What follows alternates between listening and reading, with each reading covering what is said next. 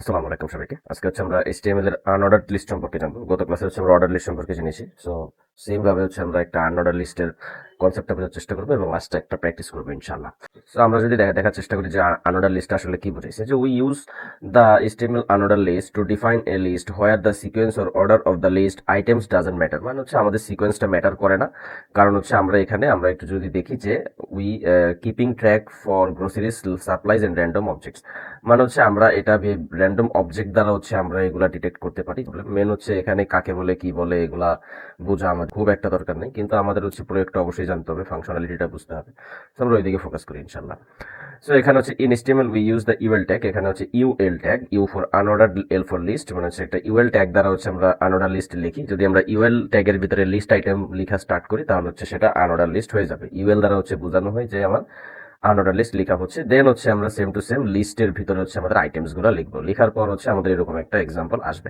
তো আমি যদি জিনিসটা একটু লেখার চেষ্টা করি এখানে, যে আমি একটা ব্রয়লার প্লেট নিয়ে নিচ্ছি। সো ওকে, এখন আমি আমার আনঅর্ডার লিস্ট লেখার জন্য আমার ইউএল ইউজ করতে হয়। সো আমি এখানে ইউএল ইউজ করলাম, এন্ড আমি লিস্ট আইটেমের ভিতরে আমি বিভিন্ন ধরনের জিনিস লেখা শুরু করলাম। যেমন এখানে আছে অ্যাপেল।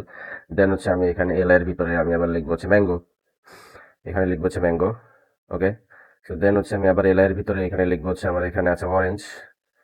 অরেঞ্জ। ওকে, সো দেন আমি আবার এল এর ভিতরে এটা লিখবো। এল এর ভিতরে আমি আবার লিখতে পারি ব্যানানা। ওকে, সো লেখা শেষ। এখন যদি আমি জিনিসটা রান করার ট্রাই করি, সো রান করলে কি আসতেছে, আমি যদি এখানে দেখি যে এখানে আমার অ্যাপেল, ম্যাঙ্গো, অরেঞ্জ, ব্যানানা আমরা এখানে লিস্টটা আসছে, কিন্তু এখানে আমার ডট আকারে আসছে। আমরা যদি লিস্টার দিকে খেয়াল করি যে এটা আমাদের ডট বলি বা বুলেট পয়েন্ট বলি এরকম ভাবে আসছে। ঠিক আছে, এটা আমরা বিভিন্নভাবে প্রকাশ করতে পারি। সো এই আমাদের পয়েন্টার গুলো চেঞ্জ করার জন্য আমাদের একটা অ্যাট্রিবিউট ইউজ করতে হবে। সেটা আমরা গত ক্লাসে যেটা ইউজ করছি টাইপ অ্যাট্রিবিউট। তো এটা সেই টাইপ অ্যাট্রিবিউট। আমরা টাইপ দ্বারা আমরা যদি টাইপ অ্যাট্রিবিউট গুলো ইউজ করি, যেখানে ডিস্ক, এখানে মার্কার থাকবে ডটের মতো, সার্কেল ইউজ করব, সার্কেল আসবে, স্কোয়ার ইউজ করব, নান ইউজ করব। এগুলো আমরা এখন ইউজেস গুলো দেখবো ইনশাল্লাহ। সো এগুলো ইউজেস। ডট দিলে ডট আসবে। হ্যাঁ, যদি আমি এখানে এখানে যদি আমি ইউএল এর মধ্যে টাইপ দিই, ইউএল টাইপ, এখানে আমি টাইপ অ্যাট্রিবিউট ইউজ করি, টাইপের ভিতরে যদি আমি ডট দিই, সো এখানে আমি ডট লিখে দিছি। ডট, সো ডট লেখার কারণে আমি যদি এটা রিফ্রেশ দিই, এখানে ডট চলে আসছে। ঠিক আছে, কারণ ডট আগে আগে থেকেই থাকে, ডিফল্ট ভাবে আমাদের ডট সেট করা থাকে। সো এখানে আর আমাদের ডট দিতে হয় না। সো আমরা যদি এখানে সার্কেলটা দেখি, যে সার্কেল সার্কেল দিলে এখানে সার্কেল আসবে, স্কোয়ার দিলে স্কোয়ার শেপ আসবে, নান দিলে কিছুই আসবে না। সো আমি যদি এখানে দিই টাইপ, আমি যদি এখানে দিই টাইপ, টাইপ দেওয়ার সাথে সাথে আমি যদি এখানে লিখি সার্কেল, টাইপ দেওয়ার সাথে সাথে এখানে আমি সার্কেল লিখলে এখানে আমি দেখতে পাচ্ছি যে আমার এখানে সার্কেল হয়ে গেছে। তো আমি যদি এখানে আমি দেই স্কোয়ার, SQUAR, স্কোয়ার, তো এখানে দেখতে পাচ্ছি যে স্কোয়ার হয়ে গেছে। ঠিক আছে, দেন আমি যদি এখানে দিই নান, এখানে নান দিলে কোনো লিস্ট আইটেমই থাকবে না, মানে কোনো পয়েন্টার থাকবে না। ওকে, তো এই আমাদের আনঅর্ডার লিস্টের বেসিক বিষয়গুলো, যেভাবে আমরা আনঅর্ডার লিস্ট আমরা ক্রিয়েট করতে পারি। তো এখন আমরা একটা প্র্যাকটিস প্রবলেম দেখি, যে প্র্যাকটিসের মাধ্যমে আমাদের যে আনঅর্ডার লিস্ট আমরা যেটা শিখলাম সেটা আরেকটু ক্লিয়ার হবে। সো আমরা এটা রিক্রিয়েট করার চেষ্টা করবো। তো এখানে আমার গিগ ফর গিগস আছে, নেস্টেড আনঅর্ডার লিস্ট আছে। সো এটা যেহেতু একটা হেডিং, সো আমরা ওখানে হেডিং ইউজ করি। বড় এক্সাম্পল নেওয়ার রিজন যাতে অনেকগুলো ট্যাগ ইউজ করে আমরা কাজ করতে পারি। সো এখানে আমরা লিখবো, এখানে যা আছে তাই লিখবো, যে গিগ ফর গিগস। ওকে, এখানে আমার স্পেস নাই, স্পেসটা কেটে দেওয়া হলো। ওকে, এটা আমার এখানে আরেকটু ছোট, মানে এটা H2 দিয়ে লেখা অবশ্যই। সো আমরা H2 দ্বারা এখানে লিখবো নেস্টেড, এখানে লিখবো নেস্টেড এন্ড নেস্টেড। এখানে আমরা নেস্টেড আনঅর্ডার লিস্ট লিখলাম। দেন আমাদের এখানে গিগ ফর গিগস কোর্স লিস্টে লিখতে হবে। সো এটা আমরা জেনারেলি একভাবে রাখতে পারি, নো প্রবলেম। সো এখানে আমরা ডিরেক্ট লিখে দিচ্ছি যে এখানে গিগ ফর গিগস, এখানে লেখা আছে gig for gigs courses list. এখন যদি আমরা আউটপুটটা দেখতে যাই, যে এখানে যদি আমরা ক্লিক করি, যে এখানে দেখতেছি যে এখানে সেম টু সেম যেরকম লেখা ছিল, আমরা একটু লেখাটা খেয়াল করি, যে এখানে প্রথম 3টা লাইন যেরকম লেখা ছিল সেম টু সেম এখানে আমার লেখা আসছে। ওকে, তো এখন আমার কাজ এখানে যে ডিএসএ আছে, ডিএস এর ভিতরে এগুলা, ওয়েব টেকনোলজির ভিতরে এগুলা, দেন আমাদের এই বিষয়গুলো ক্রিয়েট করতে হবে। তো ফার্স্ট অফ অল আমাদের যেগুলো বুলেট পয়েন্ট আছে সেগুলো আমরা আগে আলাদা করার চেষ্টা করি। তো আমি ফার্স্ট একটা প্যারেন্ট আনঅর্ডার লিস্ট নিয়ে নিব। প্যারেন্ট আনঅর্ডার লিস্ট মানে যেটার ভিতরে আমার সবকিছু থাকবে। ওকে, তো এখানে আমি ফার্স্ট একটা লিস্ট নিয়ে নিব, এবং লিস্টের ভিতরে লিখবো ডিএসএ। দেন আমি আরেকটা লিস্ট নিব, এই লিস্টের ভিতরে লিখবো আমি ওয়েব টেকনোলজিস। লিখবো ওয়েব টেকনোলজিস, ওয়েব জিস। ওকে, ওয়েব টেকনোলজিস, এলআইটা আমাদের বড় হতে গেল, সমস্যা নেই। তারপরে আমরা মানে যেহেতু ছোট হাত দিয়ে কাজ করতেছি, লোয়ার কেস দিয়ে যেহেতু লিখতেছি, আমি লোয়ার কেস ঠিক করে দিলাম, নো প্রবলেম। ওকে, তো এখন আমরা লিখবো যে অ্যাপাটাইট, তারপরে গেট প্লেসমেন্ট, এগুলো লিখবো। তো দেন আমি আরেকটা এলআই নিব। এলআই এর ভিতরে আমি লিখবো আমার APPTITUDE, ওকে। দেন হচ্ছে আমি আরেকটা এলআই নিব। এলআই এর ভিতরে হচ্ছে আমি লিখবো হচ্ছে গেট, GATE, গেট, ওকে। সো দেন আরেকটা এলআই নিব। এলআই এর ভিতরে আমি লিখবো হচ্ছে প্লেসমেন্ট, প্লেসমেন্ট।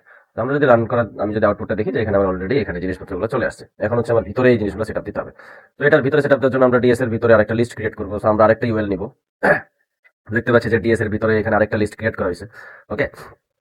সো আমরা একটা ইউএল নিব। সো আমরা এখানে হচ্ছে আমরা দেখতে পাচ্ছি এখানে আমাদের অ্যারে লেখা আছে। সো হচ্ছে আমরা এই লিস্টের ভিতরে হচ্ছে আমরা লিখি অ্যারে। এখানে হচ্ছে আমরা দেখতে পাচ্ছি যে অলরেডি আমাদের একটা সার্কেল পয়েন্ট চলে আসছে। মানে হচ্ছে আমরা এখানে অ্যারে প্রকাশ করবো, দ্যাটস হচ্ছে মানে আমরা এখানে আলাদা একটা লিস্ট প্রকাশ করবো, দ্যাটস হচ্ছে এখানে একটা সার্কেল পয়েন্ট আমাদের চলে আসছে। সো এখানে হচ্ছে আমরা লিখতে পারি অ্যারে। অ্যারে লেখার পর হচ্ছে আমরা এটা লিস্ট অফ করে দেওয়া হলো, মানে হচ্ছে ক্লোজ করে দেওয়া হলো। দেন হচ্ছে আরেকটা এলআই নিব। এলআই এর ভিতরে এখানে লিখব হচ্ছে, এখানে অবশ্যই লিঙ্ক লিস্ট লেখা আছে। সো এখানে আমাদের লিখতে হবে লিঙ্ক লিস্ট। আমাদের লিখতে হবে এখানে লিঙ্ক লিস্ট।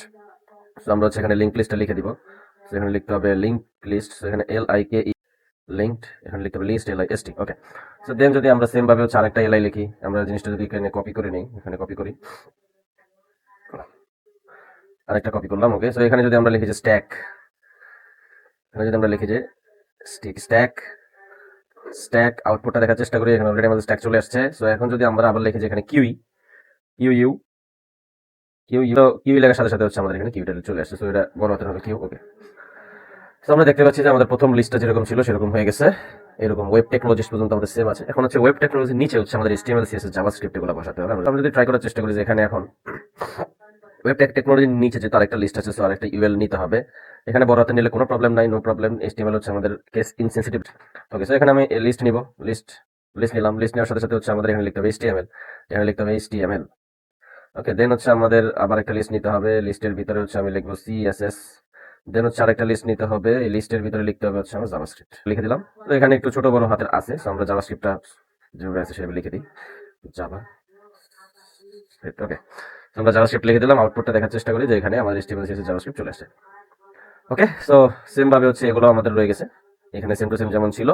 আমরা যদি একটু কোডটা সরায় দেখার চেষ্টা করি, এখানে আমাদের কোশ্চেনটা যেরকম ছিল আমরা সেম টু সেম আমাদের আনসারটা রিক্রিয়েট করলাম। আনোডা লিস্ট ইউজ করে হচ্ছে কাজটা করা হয়েছে। আমি যদি একটু কোডটা দেখাই সবাইকে, আমরা হচ্ছে লিস্ট ইউজ করছি আর কি, আনোডা লিস্ট ইউজ করছি। ফার্স্ট অফ অল একটা প্যারেন্ট আনোডা লিস্ট নিয়েছি। সো আমরা যদি এখানে খেয়াল করার চেষ্টা করি, যেখানে একটা প্যারেন্ট আনোডা লিস্ট নিয়েছি, যে এই ইউএলটা হচ্ছে আমার এখানে ক্লোজ হয়েছে।